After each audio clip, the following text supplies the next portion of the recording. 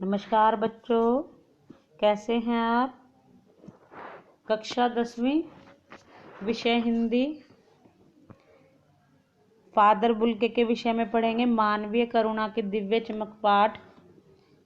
इसमें ये लेखक का बहुत महत्वपूर्ण संस्मरण है। संस्मरण मतलब यादगार होता है। इसमें सर्वेश्वर दयाल ने फादर बुल्के के जीवन से जुड़ी हुई यादों को बहुत ही महत्वपूर्ण शैली में उकेरा है। उनका जन्म बेल्जियम में रैम्स चैपल में हुआ।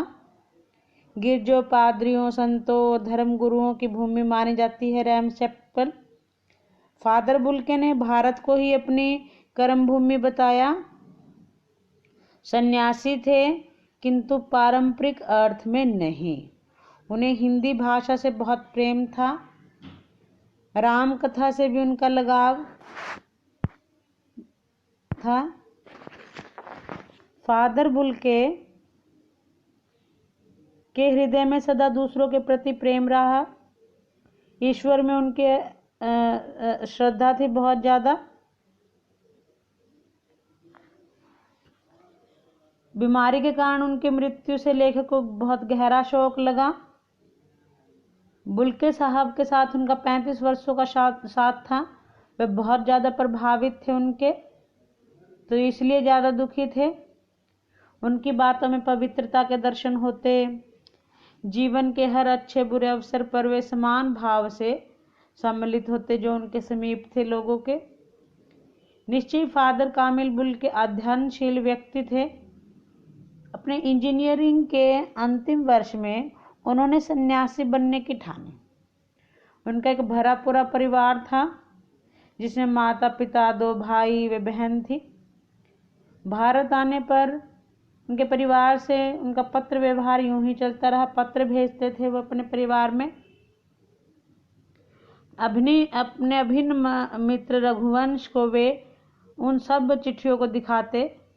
उनके पिता एक व्यवसायी थे। एक भाई पादरी बन गया तो दूसरा पिता के व्यवसाय में लग गया। बहन जिद्दी स्वभाव वाली थी। माता के प्रति भी उनका बहुत स्नेह था। भारत आने पर फादर बुल्के ने जिसेट संघ में 2 साल पादरियों के बीच धर्माचार की शिक्षा ग्रहण की। 9 से 10 वर्ष तक दार्जिलिंग में पढ़ाई की।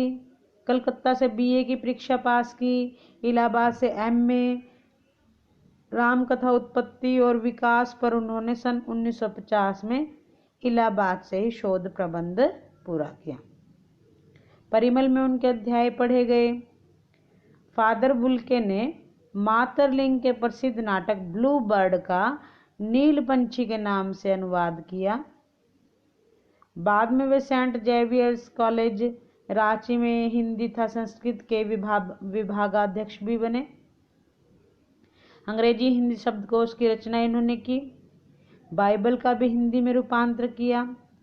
47 वर्ष तक वे इस देश में रहे और 73 वर्ष की आयु तक जीवित रहे।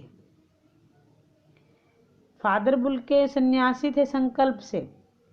जिसके साथ वे रिश्ता बनाते भली भांति उसके साथ निभाते। हिंदी को राष्ट्रभाषा का दर्जा दिलवाने में अपना बहुत ही प्रयास उन्होंने किया। दूसरों के घर परिवार की कुशलता पूछना तो उनका स्वभाव था।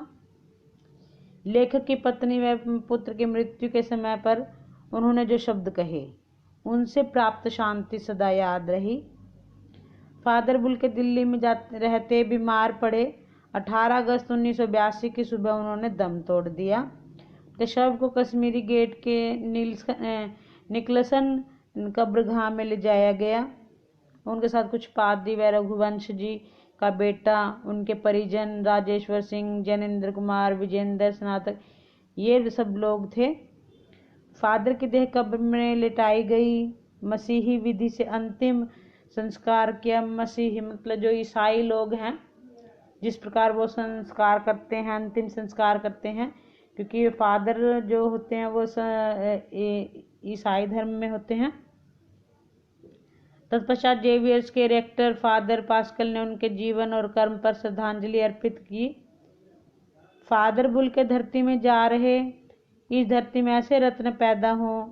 वहां उपस्थित सभी लोगों ने फादर को अपनी श्रद्धांजलि अर्पित की और फादर के शव को कब्र में उतार दिया।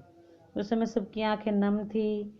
इस प्रकार सबके बीच से फादर हमेशा के लिए चले गए। फादर छायादार, फलदार, सुगंध से भरा, सबसे अलग, सबका होकर, सबसे ऊंचाई पर मानवीय करुणा की दिव्य चमक में लहराता खड़ा है। उसकी लेखक यादें के मन में सदा बनी रहेगी। बच्चों, आपको यह पाठ बहुत अच्छे से पढ़ना है, शब्दार्थ याद करने हैं। धन्यवाद बच्चों।